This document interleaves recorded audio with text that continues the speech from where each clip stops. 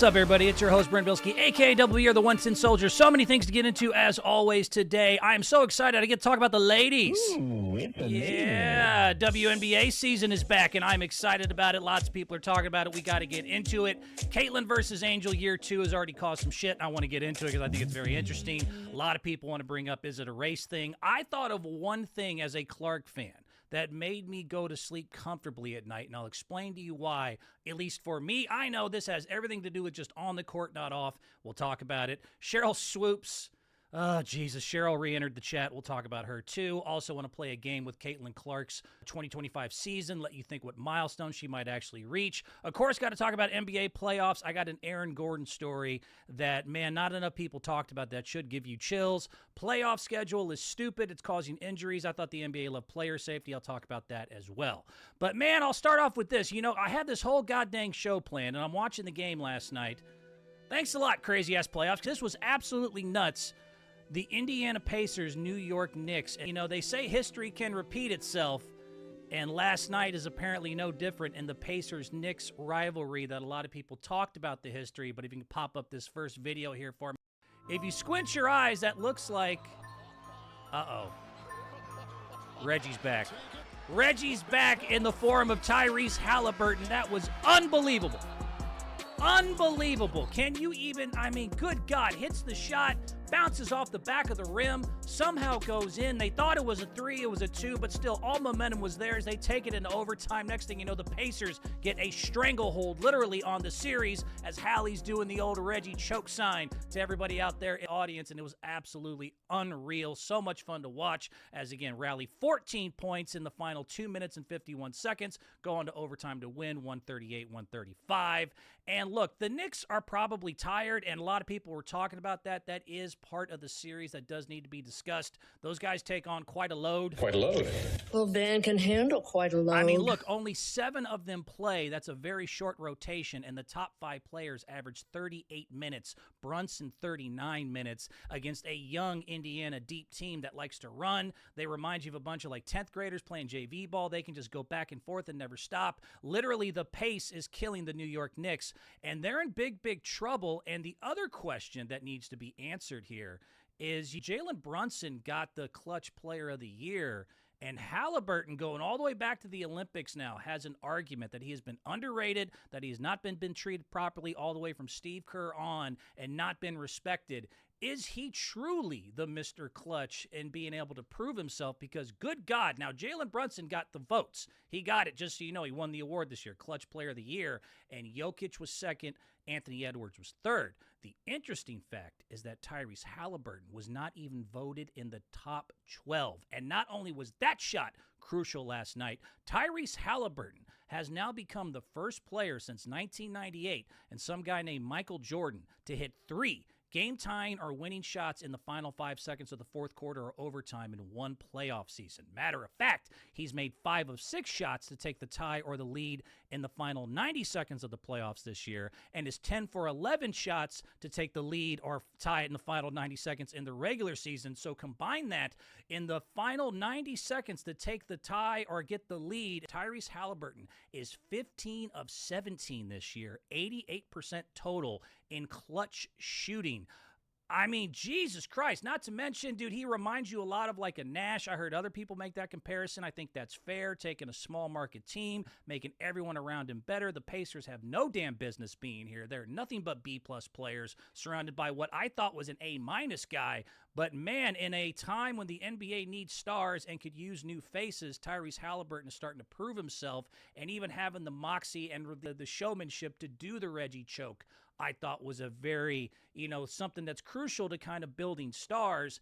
And we need a new American star. I've been bitching about this for a while. Europe's taken over the NBA.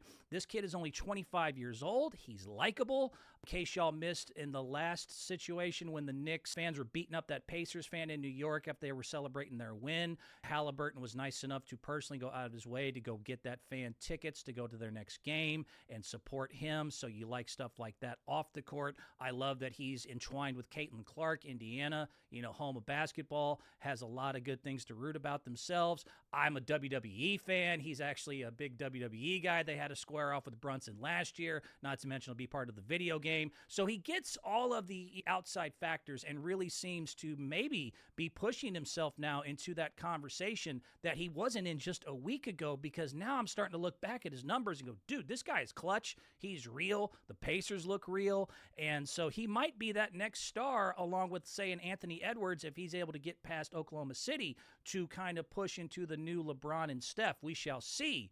But we do at least have some interesting things going on there. And on the other side, Western Conference, I'm going to just make a quick news of note. Oklahoma City Thunder, if you don't roll, I don't know what to tell you. Just like Boston last year, you had the easiest path to the finals that I've seen in a minute. Nobody should be there other than you. If you don't win the title this year, I don't know what to tell you, because Minnesota's only there because Steph got hurt. Boston and Cleveland choked. That's the only reason Indiana and Pacers are there. Plus, they had injuries, which I'll get into here in a little bit. But, I mean, the two left have never won. Minnesota and Indianapolis have never won an NBA Finals. And the last two, the New York Knicks have not won since 1973, and you haven't won since 1979 when you were the goddamn Supersonics. So this is a rare opportunity, just like last year, to kind of get an easy road. If you don't pull it off, you know, I guess the good news is, and one of the crazy parts when you discuss Oklahoma City Thunder, is that they have 10 potential first-round picks over the next 5 years. That is unbelievable to be this good already and still have that much left in the cupboard. You know, I guess I could say if you don't win, you can go trade for a big star, a Giannis, a KD. There's going to be some big names out there in the offseason. But, man, this is an easy road. If you guys don't roll to victory, if you can't beat these little mid-level markets, it's on you, man. It's on you.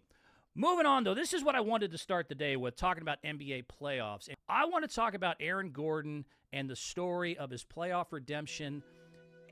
And, dude, if this doesn't give you a little bit of chills once I explain it to you, you know, maybe you don't have a soul, go to church or something. But, man, some things are bigger than the game. I truly believe that. Whether you win or lose, sometimes things are bigger than the game, and the Aaron Drew Gordon story is in that category. Also, another one I'll quickly shout out, Mark Shafili, Winnipeg Jets. He scored a goal hours after his dad died in the Stanley Cup playoffs, and then he also lost, but I thought, you know, had a nice moment. This is kind of in a similar vein. So what am I talking about? For those of you that don't know the Aaron Gordon story, May 30th, 2024 was a tough day for the Gordon family. Aaron's older brother, Drew, dies in a car accident at the age of 33. It was an unexpected death. It deeply affected Aaron, of course, and also throw in the fact that the car, it was those little Vanderhalls, one of those tiny cars, was a gift from Aaron Gordon. You know, had a lot of unfair guilt and had to deal with a lot of things there, and it really deeply affected Aaron. And since then has stepped in to support Drew's 3 children, and he's really become a big part of their lives. But one of the interesting things that happened was, as a tribute, Aaron Gordon this season said, I'm going to change my number from 50 to 32 because that was Drew's old number. Drew used to play as well.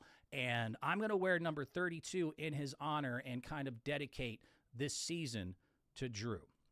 And like I said, man, sometimes it's funny how the universe works. This is the best part of sports, in my opinion, when you can see just kind of things working all together, man. Sometimes it's bigger than the game, because Aaron Gordon goes on a storybook playoff run, and there's one big thing a lot of people didn't notice. So in case you missed it, starting off, he had a buzzer-beating dunk to beat the Clippers, 101-99 win with like 0.1 seconds left. That was great. But he hit clutch shot after clutch shot, including a critical game-tying 3 versus the Thunder in Game 3. But then this one, the one he hit to win the 3 in Game 3, 121-119.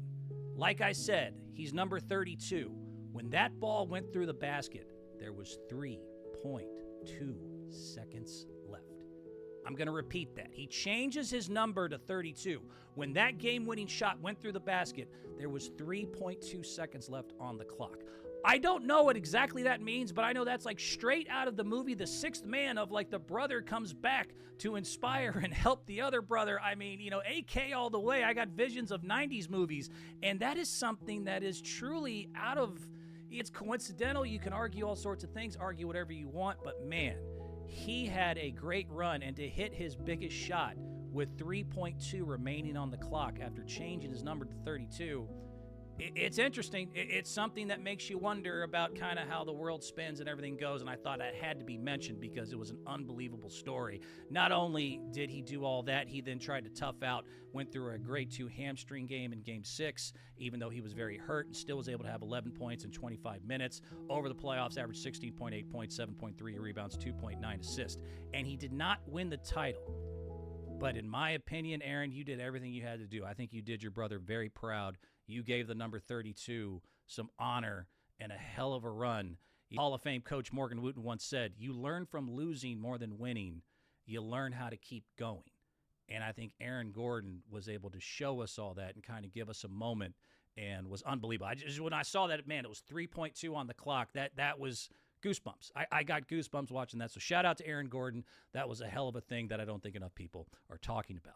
One thing Aaron talked about that a lot of people thought was negative. Oh, got my sounder going. We'll pause that. Thank you very much. That I thought he didn't get enough thanks for, so I'm going to say thank you, was he also called out this god dang stupid-ass playoff schedule where they're getting no rest. Aaron Gordon, after that grade 2 hamstring, was talking post-game about just the lack of rest between playoff games. I would really, really appreciate it if there were a couple of days in between games in the playoffs instead of every other day, regardless if you go 7 games. And I understand if you do your work early and you get first seed, then you can have some time off, but I think the days in between games, not just off day and a travel day, but a travel day and a recovery day, just two days. I think the product of the game would be a lot better. I think there'd be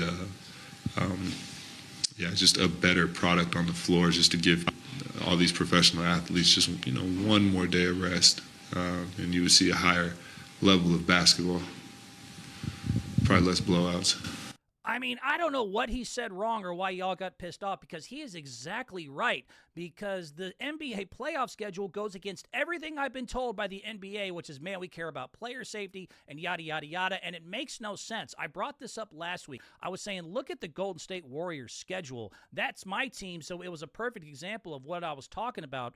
But good God, every other team had something similar to this, but the Golden State Warriors' last 10 playoff games were played in 19 days. From April 26th to May 14th, they had to play 10 playoff games in 19 days with only 1 day's rest in between all those games. 6 of those were travel days. What are we doing? This isn't minor league baseball. We have the money and the ability, especially in travel days, like Aaron says.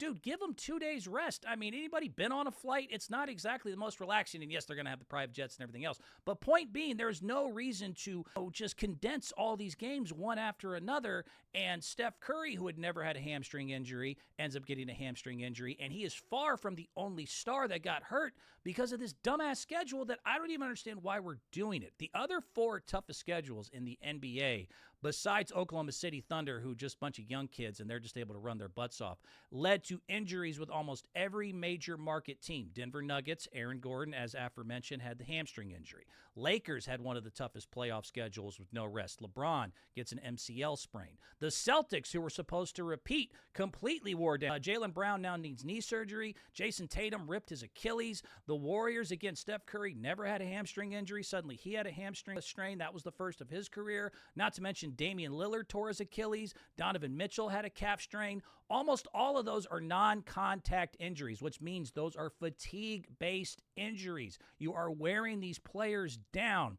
And why? Why? I mean, besides the fact that I'm a Warriors fan, I think most NBA fans, thank God Haliburton might be saving the excitement here in the playoffs, because this is nothing but a bunch of young, unproven stars, and the casuals and trying to get television ratings do not do well when the stars aren't there. You look at who's left. Again, maybe Haliburton's able to take the throne here, but then you got Minnesota and Anthony Edwards, who's getting there, but he's not quite there yet. The Knicks and Jalen Brunson. Thank God the Knicks are at least a big name.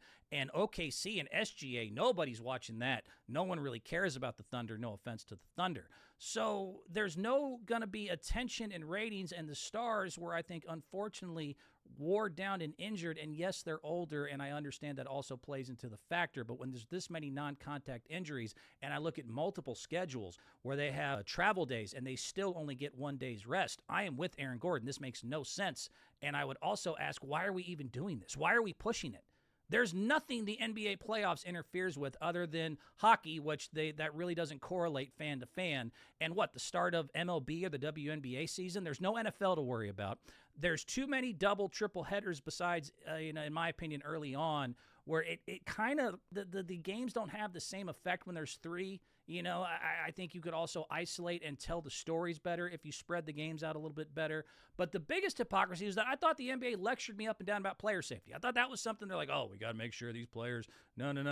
Well, putting them play 10 freaking playoff games in 19 days is not the answer to that. You also do not need to shorten the regular season. Don't even start that. Don't even start that stupid shit. Cut the shit. I will not even listen to it. I mean, besides making the fact that all records will then be useless if you try to shorten it to like a 60-game season, the other issue would be the ticket price. What would the ticket price be if you shortened the games from 82 to 60 to still pay them their high-paid contracts there? So you don't need to shorten the season. All the NBA would have to do if they traded, and I did the math on this, I even got the computer with me on it. It said 2 days rest if you included that for just travel days. The most you would extend it is like 1 or 2 weeks. This is stupid. It's unnecessary. You don't need to do it anymore. Thank you, Aaron Gordon. Besides the inspirational story for being able to call out something I think most people aren't paying attention to. Moving on completely. Let me get into the WNBA. Hit the picture here for me, David. Yes. Oh, WNBA is back, and I am excited. And all the drama that's coming with it, too. Some of it old, some of it new. It's still very interesting. Liberty looking to repeat, of course. Asia is also looking to repeat as MVP. Caitlyn and Angel, got a lot to talk about with Caitlyn and Angel. They're looking at a new CBA deal this year. They said they're going to renegotiate their contract with the new TV money coming in. That's another conversation for another day, but you need stars and you need ratings and you need attention to make that money. And then also expansion happened this year. Shout out to the Valkyries in Golden State. So they're growing, they're making more money, they're getting more eyeballs, they're getting more attention. And the WNBA is kind of making a mistake, in my opinion. At least the fans are, in this attempt to turn to Paige Beckers. I want to talk about Caitlyn Clark, Angel Reese, and Paige Beckers specifically. There's a lot to break down here. Look, I get that Paige is the number one pick this year. She had a lot of attention from UConn as well. She's a former national championship. She won the national championship just last year. And she's the one the WNBA fans and the players wanted, meaning it was supposed to be hers before she got injured. And the players and the, true original fan base who doesn't like all of us Caitlyn fans just rushing into their league wanted her and are hoping that she'll take over for Caitlyn as kind of the great white hype. I remember they mic'd up Asia, who was talking to Kelsey Plum, and she's saying things like, I like Paige, more than others because she knows her privilege. I think there's Clark fan fatigue as well. Again, us new fans, we're loud, we're proud, we're roaring, and I think they feel like a lot of attention goes to her, and I say rightfully so. But it's unfair not only to Caitlyn, it's really not even making sense because, the new city, they just named Paige Beckers' city in Minnesota after her.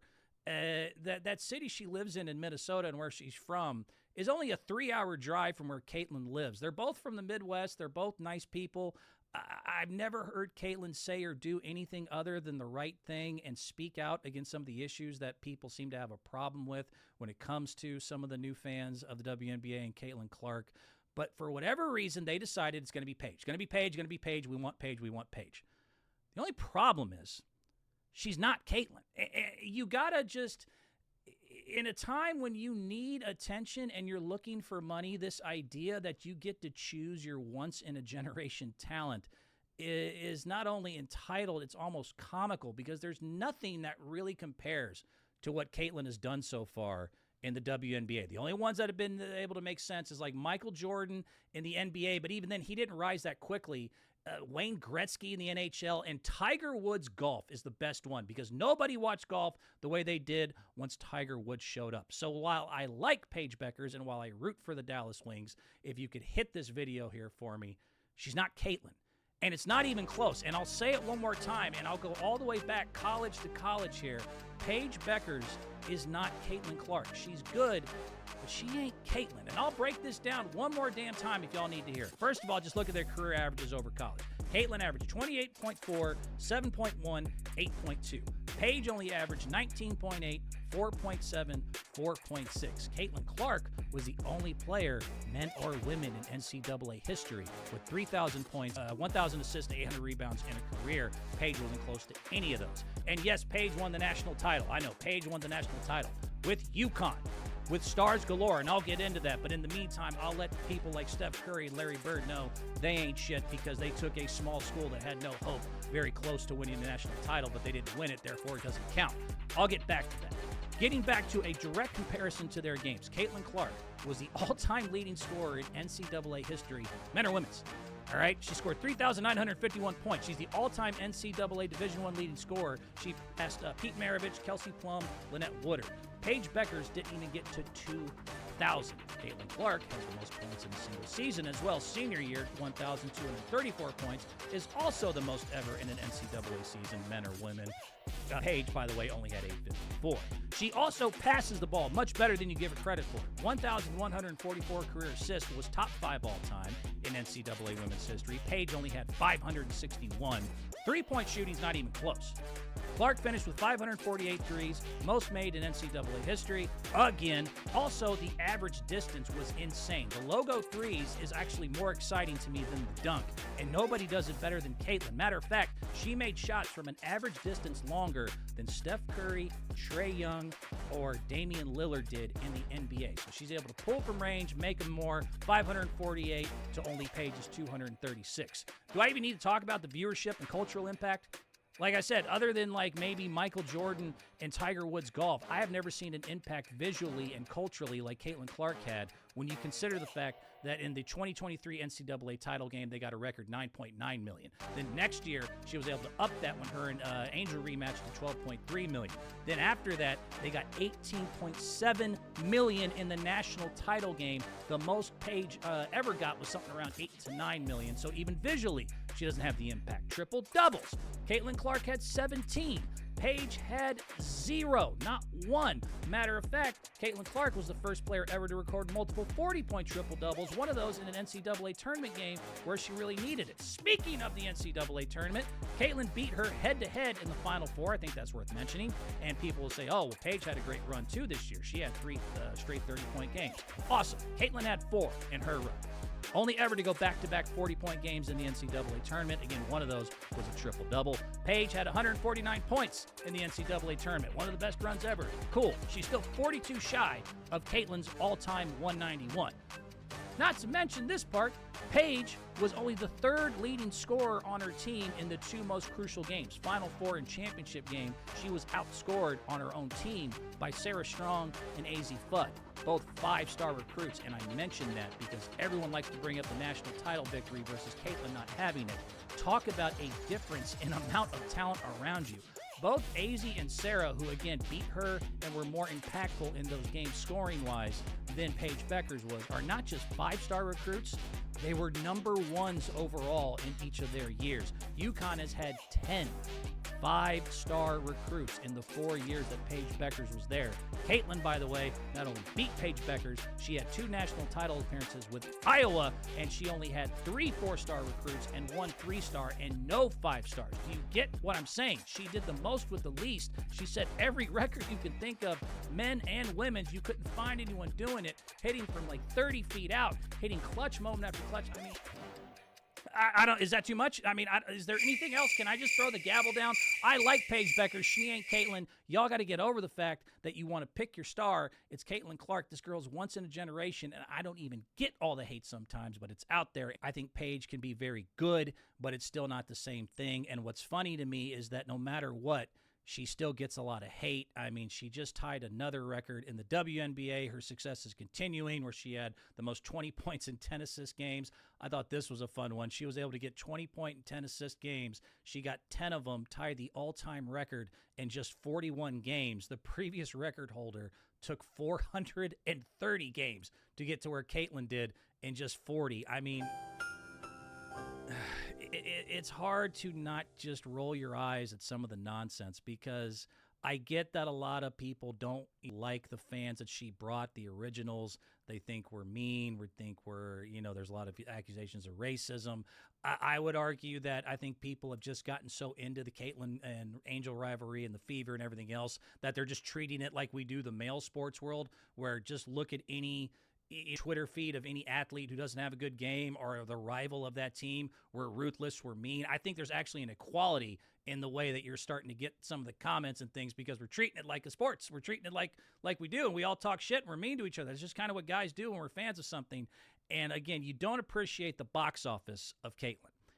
And that is something that I think I need to hammer, because she understands not just the moment. It's not that she brings the eyeballs. It's that she understands it, and she's able to perform at her highest level the ways guys like Kobe, MJ, Tiger, Tom Brady. It's a short list of people that get it's time to perform and able to do it under pressure. I've seen very few do it like Caitlyn. So I'll take you back to just what happened in the preseason this year.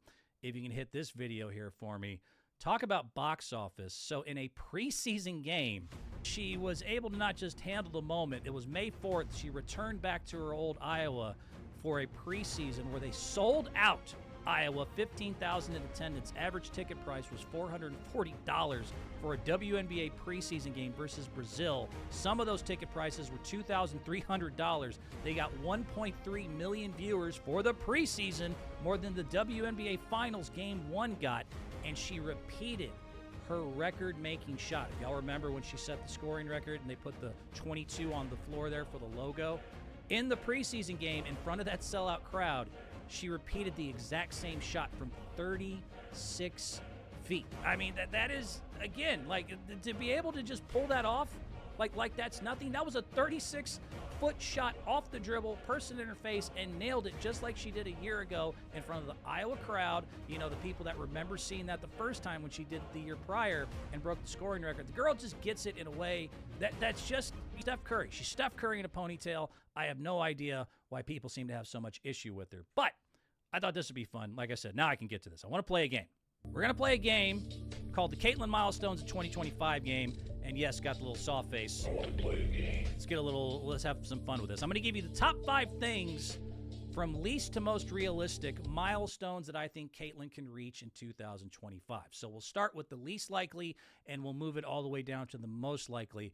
The milestones Caitlyn Clark might be able to reach this season in already another record-setting season for her. So let's start off with the first one. First milestone. Can she score 50 points in a game? Can Caitlyn Clark hit the magical 50 mark in the WNBA this season? There's a couple issues here. First of all, they only play 40-minute games, unlike the NBA where they play 48.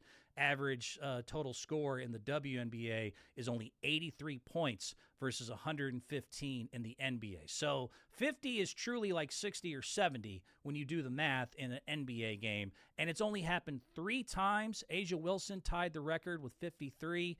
And to give you an idea, there's 3 times it's happened. There's probably been over 1 million games total played if you combined all the players together and put them all over the seasons and all the games and extended. So 3 out of 1 million is 0.00003, which is tough to say the least. So you're telling me there's a chance? I mean, yeah. Look, it's not that Caitlyn ain't a bad girl and she can't do her thing, but good God, that's a pretty high bar to try to reach, not to mention she's a point guard and a willing passer. It's not that if she doesn't, at some point get on a heater that she can't do it. I think this one, I've heard this one, I'm like, this one's kind of highly unlikely. I don't think she'll drop 50. But the next one, hit the picture here for me. Is she going to be able to win her first title, college or WNBA? We're getting closer. We're getting closer. It still could be tough, though. The Aces, Liberty, and Lynx are tough. The Aces also added Lloyd this year. I believe that's worth mentioning. And as we just found out in the Dream game last couple days ago, size matters. Your girlfriend might tell you otherwise. Size matters. The Indiana Fever are the shortest team once again in the league, average height of only 5'10", and the Dream, with adding Brittany Griner and Jones, just beat the shit out of them down low and were able to ugly the game up. That is going to be a blueprint that you're going to see a lot of these other bigger teams, as Indiana's the shortest, have a problem with as the season goes on. Not to mention, they didn't just add new players all over the place. Cunningham, who, by the way, denied all the allegations with the Phoenix CEO and all that. I'll get to that another day. Bonner And then who was the other one? Natasha Howard, who did not play well in that game, by the way. So they got new star players. They have a new head coach in White who used to be there years ago. So a lot of new people they got to integrate, a lot of chemistry issues and stuff. It's not that they can't do it. They have the talent this year to get it done, but they're short. They got a lot of things to, do in a small amount of time. It's possible, but I will not put it as likely, at least this year, maybe next year. I do think they have a shot, though, to pull it off. Next question. Hit this one here for me, David. Will she win her first MVP? Now we're getting somewhere. I think it's an actual, this is something she got close to last year and really has a chance for this year. Could she win her first MVP? Absolutely. We're only a couple games in, but the numbers are there. At 23.5 points, that would be 7th in the league, and 10.5 assists is not just number one, it's crushing everybody else.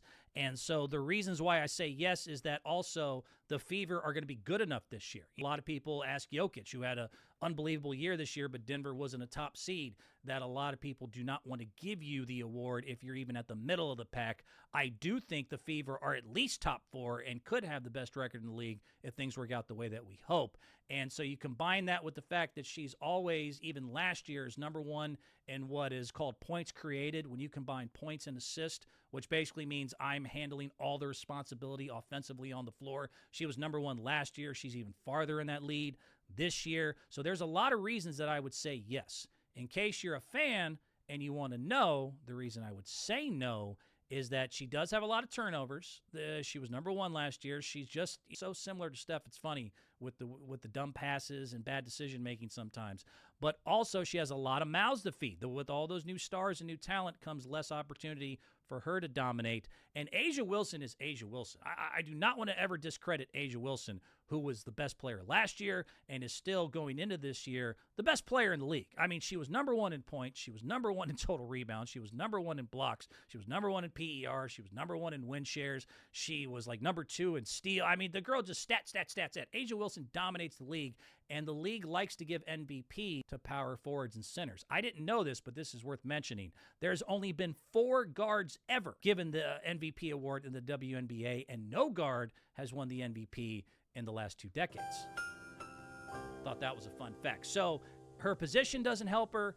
Asia's still Asia. There's a lot of things going on there, but I'll give this at least 60-40. I think Caitlyn has a really good shot if the Fever can get the record that we hope to actually pulling that off, which would be a hell of an accomplishment. The next one, hit this here for me. Is she going to break the assist record? Now we're getting into almost, barring injury, is going to be a foregone conclusion. Can she average 10-plus assists per game? Abso-freaking-lutely, and she is well on her way. She's already averaging 10.5 to just 8.4 last year. And y'all have never given Caitlyn Clark her credit for passing. I get it. Everyone's blinded by the logo threes because that's always exciting and fun to watch. He's a hell of a shooter, has set all sorts of record scoring. But just like Steph, and I would say better than Steph, Caitlyn Clark is one of the best passers in the league that I've ever seen. Hit this video here for me, David. She has never gotten her credit. And man, I mean, this girl was top 5 all time, again, NCAA women's in assists. She had the most assists ever in an NCAA tournament with 60. She set the record just last season already in the WNBA for the most assists in a season with 337. She was the only rookie ever to average 8.4 assists, actually average 8+, and now is finally surrounded by talent. But as you see here, it's the total combination of what makes a great passer and a great point guard do so well in this category. She, for one, has the vision that you can't teach. And this is something I learned playing the sport growing up. You have short, fast people, and you have point guards. And there's 2 totally separate people. People that can see the court and lead people and do things just like that pass there is something that you're kind of born with, and it's really something you can't instill in some point guards who, in my opinion, just become short, fast people. She has the master of the long-range pass. Think Kevin Love back in Cleveland. She's able to get the ball up court, too, which is also important to kind of rack up your assist there. Her accuracy under pressure, she doesn't get frazzled. She doesn't get flustered. She's able to, fit through tight windows. Her IQ is truly top of the charts as far as ability to know the plays, see the plays, know who does what, and be able to break down all that like a damn supercomputer in her brain in a matter of milliseconds is something that's also very rare. And one of the biggest things that makes her different than some of the other great passers is also sometimes her Achilles, is that she's willing to what they call pass you open. Meaning, like, you're not there yet, And I don't even know if you see it, but I'm going to lead this pass, so hopefully you react and go, oh, shit, I need to go get the ball, and able to lead you open into a point or at least an attempt. That is something that a lot of point guards, because people will pay attention to turnovers, don't like to do. It's risky. It makes you look bad. It can sometimes be detrimental. And like I said, in some situations, it can be her Achilles. But it is a bright spot if you're at least trying to tally up the most assists in the league, and I think also make more exciting plays. So combine all that, again, barring injury, I don't see how she doesn't do it. I don't see how Caitlyn Clark doesn't break the record once again. She already broke last year, and even add more to it, being the first one to average 10-plus assists in a game. Next picture here for me, and the last one, and this one's kind of fun for me. Is she going to be able to sweep Angel Reese this year in the Chicago Sky 5-0? Will Caitlyn be able to sweep Angel Reese in the regular season 5-0 and the Chicago Sky? Yeah, probably. Chicago Sky, as we found out in Game 1, don't have it. And it's unfortunate. I don't think it'll hurt the ratings. That's been a question I've heard. Will this possibly harness the rivalry? Not so far. Once again, they're together. They're record setters, man. 2.7 million average. That is the most watched regular season game in 25 years and the most watched WNBA game on ESPN ever in their entire history. There's just something beautiful about Caitlyn and Angel playing each other. It reminds me very much of Magic Bird, and it's different in the way that I've said before. Caitlyn Clark is a steak. Angel Reese is a nice twice-baked potato, and the rest of the WNBA is a salad. Yes, we will go watch and want and eat a steak by itself, but it's just so much better with those mashed potatoes, isn't it? Like, everybody loves a steak, but when you got that twice-baked sitting next to it, mwah, it's just an entirely different situation. Then you add on the rest of the salad as an appetizer. That's what makes a full meal. Every time Caitlyn and Angel play each other, it always breaks the records. It always moves the needle, and I don't think that's going to change anytime soon or hurt the ratings. However, the sweep is real because the Sky are in trouble. They don't have enough scoring. Vandersloot's old. I don't think Haley Van Lith, their top pick, is ready. And someone put this together already for me. I'll just run this. This was some guy having fun with this. But here's a recap, in case you missed it, of the Fever's 30-something point ass-kicking of the Sky just about a week ago. Hit it for me, David. Guess who? You gonna learn today. William Knife Man. Now it's my turn. Clark picked up the foul. Reese off on a three. Don't do it. I have an idea. Throw it. Let's leave. Reese throws it away. What the hell is even that? 4 seconds left. I have a surgeon. Barr fires. You bet. What the fuck, y'all? God damn. The bigger Cardoso. Reese spinning. Couldn't pop it in. No board. No. Another chance. Stripped My name is on it. on a three. And look out. Caitlyn Clark pushes Angel Reese, and Angel Reese gets right up into Caitlyn Clark. And that is sort of what we see out of Patrick Mahomes. Here's Oh shit! Slow down, baby. Clark firing and hitting. I think we all know where this is going, so let's just skip to the end. Yeah, that's about how bad it went. And I'm not even being a Caitlyn homer here. The Chicago Sky don't have the scoring. Vandersloot's old. Angel Reese was actually the best player on the floor, and she does not have the scoring capabilities, as you saw in that low-light package, to be able to lead a team consistently. Indiana added so much more talent. Van Lith doesn't look ready. I think the sweep is a real possibility, and it's something that we'll see going forward. The good news is, at least in my opinion, I don't think ratings are going to be affected at all. I don't think the ratings are going to be affected at all. I think they're going to continue to set new and new because there's all sorts of other intrigue and attention that we should get into here. And it's the last thing I want to talk about before I call it a day. If you can hit this next one here for me. I'm going to explain this and my Caitlyn Clark fandom, and I'm making the pun intended of I'm going to explain my Caitlyn Clark fandom in black and white. Black people too happy, white people too mad. Y'all really don't want to let this one go. And for me, I thought about it, and I was able to sleep comfortably when I thought about all the debates around Angel and Caitlyn and the issue of race, which is always something that does play into it. Yes, Caitlyn's white, Angel's black. He's white, because he is white. Look at him, man. I'm not even arguing that, but to me, she's Steph in a ponytail, and there was one thing that I figured out. But before I tell you it, I will say, at least for your record, that like Magic versus Bird, which is very close and very similar, same story of taking a sport that needed it and giving it a big injection, I do get that I can't control everyone else, and that you, with the casuals, which is what you need to make money and get ratings, you are going to get them. They do exist. I'm not saying that doesn't happen. I will say that Angel, her fans, and the original WNBA fans that don't like the casuals, who aren't used to all this extra attention, are not helping the situation at all. After this last game, there was this story of the investigation of these racist things coming out of the crowd, and everybody just jumped on the bandwagon. And what nobody paid attention to was like it was a pyramid scheme. There was no story, but the story about the investigation led to it becoming a story. So suddenly, with no evidence, and to this day, in 18,000 people, all those cell phones, no one picked up one thing, no one heard anything, no one's reported anything, but there was a story that came out that there was racist things said, and even though they couldn't prove it at all, it got such traction that the next thing you know, it became the story. And what's the old quote? A lie gets to travel halfway around the world before the truth is able to tie its shoes. Now it's become part of the narrative that there was racist things said at the game with no evidence because it just got into social media and everything else. So that's problematic. That's not just them. That's just the news cycle in general, and it just kind of is what it is. But I also feel sad for Caitlyn, because she spoke out against it after it. She said, hey, if anyone did, it's not cool. They should never be allowed to come back. She's spoken out before in the Time magazine interviews where she said, I want to credit all the black women before me who have give me an opportunity to even be here. And she's also gone on to, she supports Democrats, which I think a lot of people don't give her, whether you love that or hate that. She liked Taylor Swift's tweet when she promoted Kamala. So, she tries to stay out of the political ring, but when you ask her, she doesn't say anything that goes against anybody that's on Angel's side, but it's become this whole thing and rabble. And I have actually got a soft spot for Angel Reese. I think, for one, she's a kid. And she's great for ratings, and she's the villain, the arch nemesis for the player I like. So I have no problem with Angel Reese really at all personally, and I really appreciate the attention that she's bringing towards a game that I want to see get more attention, get more viewership, and that rivalry is what leads it. But for me, long story short, why was I able to go to sleep comfortably at night and be able to say, you know what, this ain't for me. I figured out something.